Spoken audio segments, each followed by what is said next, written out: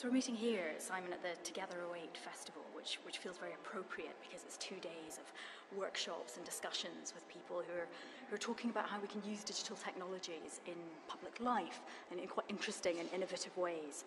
Now, for people who might not have heard the original reports on IPM, do you want to give us an update as to the Coca Cola campaign and tell me what it's about?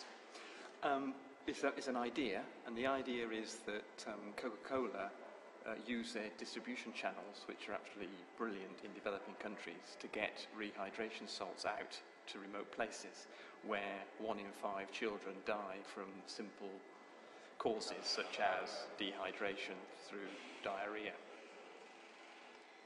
And can you tell me how did it all come about, first of all? Well, it started with an idea which is about 20 years old, when I used to work in Africa, in a very remote part of northeast Zambia. And I was driving along in this environment, as I say, where 1 in 5 children die, and yet you can get a Coke virtually anywhere. And it just occurred to me that, it would be a good idea if the distribution power of Coca-Cola could be combined with the need to get simple medicines out to these remote areas. But I couldn't, in those days, that was pre-internet, and the only way I could spread that word was as one-to-one with people who I thought would be interested, but the idea never got any traction.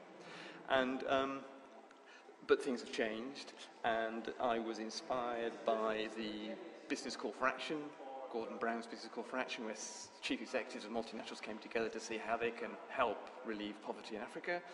And that sort of reignited the idea. We're in a completely different environment now, where actually if you as an individual have an idea, you can tell the world about it very much more easily. And I started off just writing about it and trying to get Coca-Cola's attention as an individual blogger. That didn't work. I then set up a Facebook group and put the idea up there, told my friends about it, and, well, the rest is history, really. There are 2,800 people on that group now. It's growing at it continues to grow at about 40 or 50 people a day. Since I spoke to you last, you made the initial contact with the absolutely relevant person within Coca-Cola, a guy called Salvatore Gabola. I've spoken to him on the phone since then, and he's invited me to go to Brussels, which I've done, and I've met face-to-face with him. And we're about to start telling the story of research that they're doing in Ethiopia and in Tanzania into their distribution network, and they are overlaying this idea on top of that research. So at the same time as looking into their distribution channels from a commercial point of view, they're going to also look at it from this social point of view as well. So the Coca-Cola campaign is going to become part of research that they've already established or that they've set up? Yeah, well, coincidentally, they were going to do this research anyway. It's being done by Harvard and some local research organisations in Tanzania. The guy who's leading the research is out there already. In fact, he arrived there yesterday.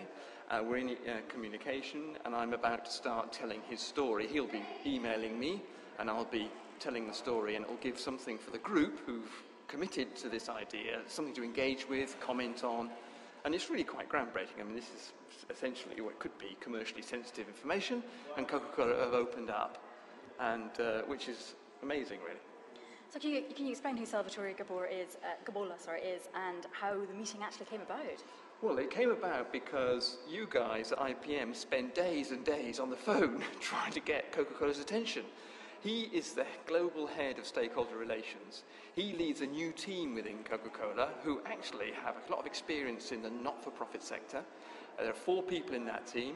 There's still a lot of work to do. He's got to sell the idea to the business side of Coca-Cola, specifically to the business people who are responsible for the African business within Coca-Cola.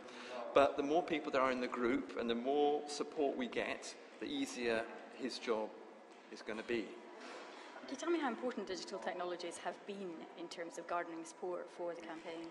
Well, this just wouldn't have been possible. I mean, it wasn't possible. I've spent 7,305 days trying to promote the idea before the Facebook group in the last 42 days. Can I ask you that again? Sorry.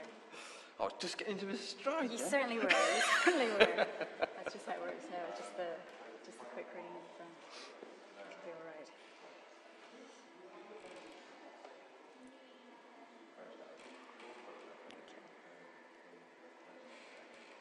the next thing, just the next barrier we face is getting an NGO to engage with this, an international NGO. Okay, I'll ask you about the next bit in a minute, so hold that thought. Okay, I'll just ask you again.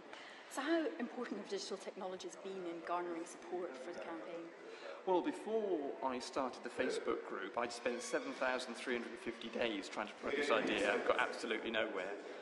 Since I started the group, literally 42 days ago, there were 2,700 odd people behind the campaign, and that means that people like you are taking an interest, and so is Coca Cola.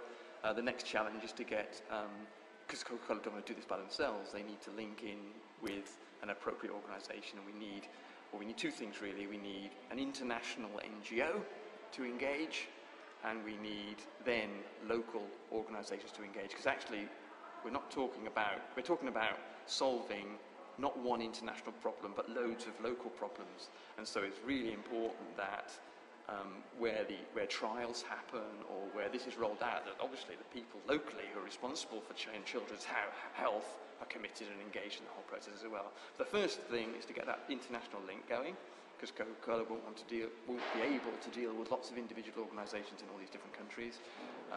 And then once we've got that, then we can drill down and try some stuff out in different locations. So what are the kind of practical next steps from your point of view? I mean, as I understand it, you wrote to IPM in May to tell us about the campaign. And then we took it forward and we broadcast. I think it was the 21st of May. And then you've had all this. Do you want to tell me a little bit about all the kind of things in between, all that support you've had, and what's happened since May? Well, since May, I've started doing a newsletter. So everyone who signs up to the Facebook group gets a newsletter. And that helps. I write the newsletter in a way that makes it easy for people to forward on to their friends and tell them to join the group. Today, Together, the objective was this is the first time I've spoken to a group of people face-to-face about the idea, and it was really to get some help, because I can't, I'm sort of, in the sense, I've become the leader of a campaign by accident, and I don't have all the necessary skills, the PR skills that I'm going to need, the links that I'm going to need with NGOs. It's actually proven quite difficult to get an international NGO to engage with this, at least it has so far. So I need people to help me, and so the next steps are to build a team that can take all the different threads forward that need to go forward now. Grand. Is there anything else you want to add in terms of kind of where you've reached or what you've got to? Really quite a short space of time. Yeah. No, it's been incredible. It seems like I started off the group with one objective, and that was to get in front of Coca-Cola with this idea. Now, mainly because of the work of IPM, that happened within weeks.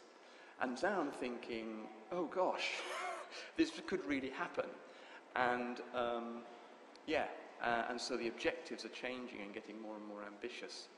But I would hope that within 6 months we'd have trials going in, say, 2 or 3 places, with an proper evaluation going on in parallel with that, with a view then with coming up with a sort of different models that could be implemented locally. And for example, who would the key players be in a particular region to make this actually happen? And it wouldn't be just Coca Cola and an international NGO. It would be local organisations, obviously. All these distributors that distribute Coca-Cola are local businesses. They'll have families. It needs to be driven from a local level. So there's a lot of work to do.